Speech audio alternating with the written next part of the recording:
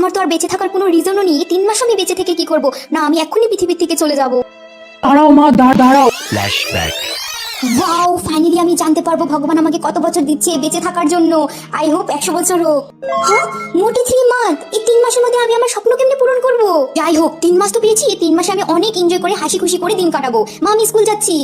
My best friend Sujata, wow, তুই 80 বছর পেয়েছিস বেঁচে থাকার জন্য। কংগ্রাচুলেশন।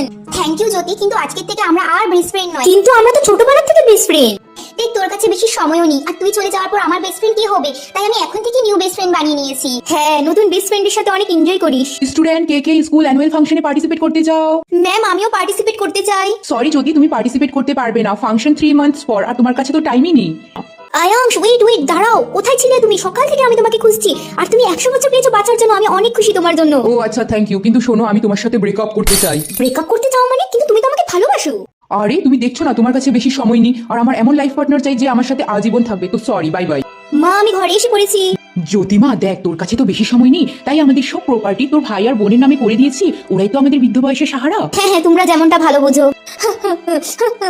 আমি চলে যাওয়ার আগে আমার নিজের মানুষরা তাদের থেকে আমাকে দূরে করে দিয়েছে। আমার তো আর বেঁচে থাকার কোনো রিজনও নেই। 3 মাস আমি বেঁচে থেকে কি করব? না, আমি এক্ষুনি পৃথিবীর থেকে চলে যাব। দাঁড়াও মা, দাঁড়াও। জ্যোতি কি সত্যি সময়ের আগে পৃথিবী ছেড়ে চলে যাবে? আর কেই বা জ্যোতিকে আটকিয়েছে তা জানতে হলে সাবস্ক্রাইব করে নেক্সট পার্টের ওয়েট করো।